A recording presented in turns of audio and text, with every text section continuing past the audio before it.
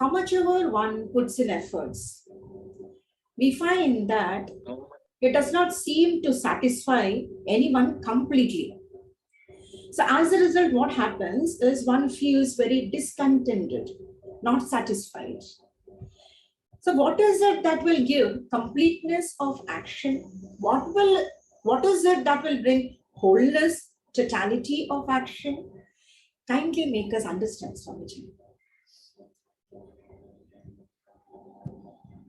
See, is in the 18th chapter.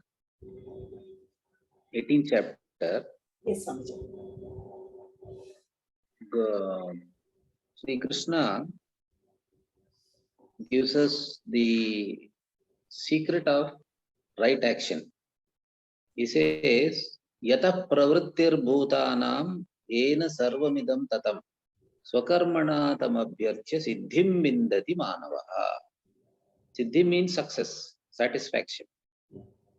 So how does a man get satisfaction, success in his action? First of all, he should have an understanding of God. Because Karma Yoga is Ishwararpana Buddhi, doing actions with Ishwararpana Buddhi.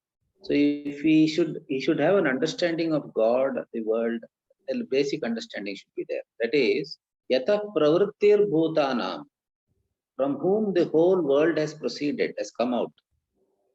Yataha, from whom Pravrittihi Bhutanam, the whole world has come out. Yena Sarvamidam Tatam, by whom the whole world is pervaded, who is in every heart, who is in every atom of creation. Swakarmana, by his own swakarma, that is swadharma, tam abhyarchya, worshipping him through one's own action, siddhim mindati manavaha. Man becomes really successful, really satisfied. He grows spiritually. That gives him satisfaction.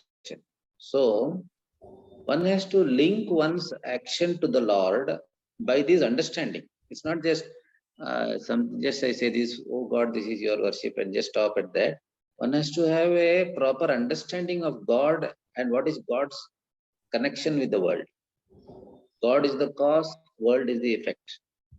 So the issue is that, like, what is true puja, says in Upadesha Ramana Maharshi says, Jagata Ishadhi Yukta Sevanam Ashtamurti Brat Deva Pujanam. He says puja is when you look upon the world as an expression of God and then do your action as his puja. That's otherwise sitting in my puja room and worshipping a small idol, that is a puja for purification of the mind. But one should not limit God to the idol. One has to see God as that God alone is appearing as the world. That's called Vishwarupa Bhakti, Virat Bhakti. So with this Virat Bhakti, when I look upon the world as the expression of God, look upon every person as an expression of the Lord, and then serve the world through Karma Yoga, that will give real satisfaction straight away, and success in the long run, it leads to knowledge also. So that is a successful action, satisfactory action with this bhava. So what happens sometimes, people don't have this proper understanding of the Lord and the connection between Lord and the world. The outlook on the world is not mature enough. So then it doesn't give satisfaction, this action doesn't give joy as such. So you are intimately getting connected to the Lord through your action and enjoying his presence every moment. Then the actions become so fulfilling. You get joy out of the very action. Immediately your devotion increases. You experience the presence of God in everyone and in everything. Through the very action you are connecting with God. So it has to be satisfactory. And you are not doing it for a finite result anyway. So you are trying to please God through your actions. And what is God? One is the very cause of the world, one who pervades the whole world. Maya tatamidam jagat sarvam avyaktam murtina, as Sri Krishna says in 9th chapter. My Swarupa has pervaded the whole world. The whole world is just an appearance on my Swarupa. So with this understanding, when we perform work, then it becomes truly spiritual and elevates us spiritually, really makes the action a spiritual sadhana. And there is immediate joy also. Yes, yes. Yeah. Beautiful. Swamiji, in deeper, we find that we hear that one has to be like a person seeing inaction in action and action in inaction to avoid conflicts when we come into association with people, things, and beings in this world. So, this statement of Krishna looks little misleading or is not clear to many of them. Can you please simplify this to us?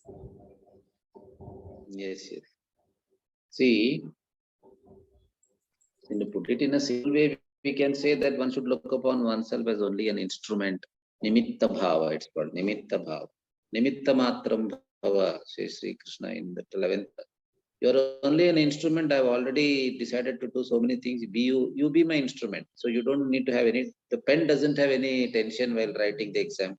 The holder of the pen will have all the tension or may not have also. Pen doesn't have tension. So you are only an instrument. So you did not worry about the work, the result of the work or anything. No responsibility really. You are only an instrument. Lord is running the show. I'm only an instrument. With this attitude, if Lord is taking care of my family, Lord is educating my children. All my children are growing up because of Lord's blessings. I'm only an instrument. As an instrument, I do whatever is required, but there is no tension for the instrument anyway. The cricket bat doesn't have any tension. Player may have tension. Yes. So why should you worry? Leave everything to God. So that is how the one has to take away all the stress from action. So that is as good as inaction when there is no stress. You are as relaxed as you are not doing anything.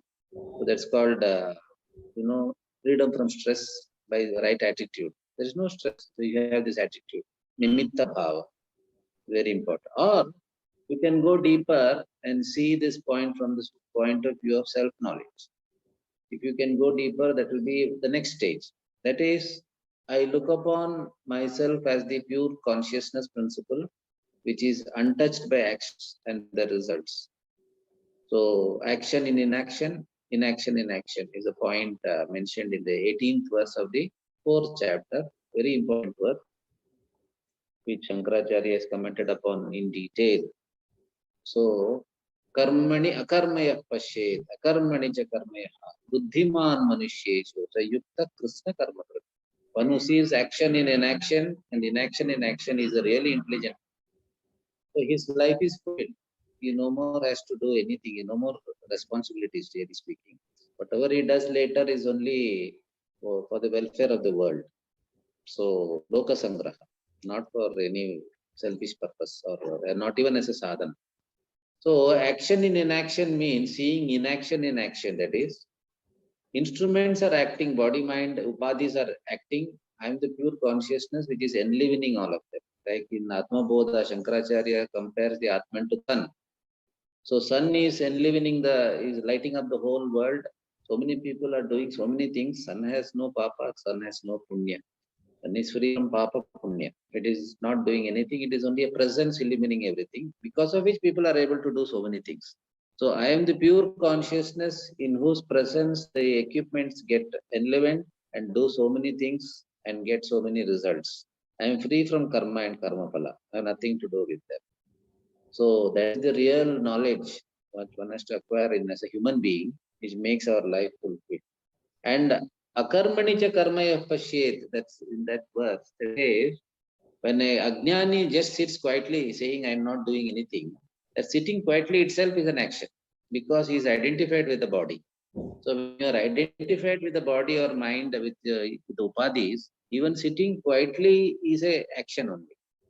So non-action is not by sitting quietly, seeing oneself as the non-doer. So then there is no stress. The total freedom from stress is through this knowledge. Total freedom. Vedanta is real stress reliever. It makes clear that you are the non-doer. So stress is always from action and the results of action. What to do, what not to do.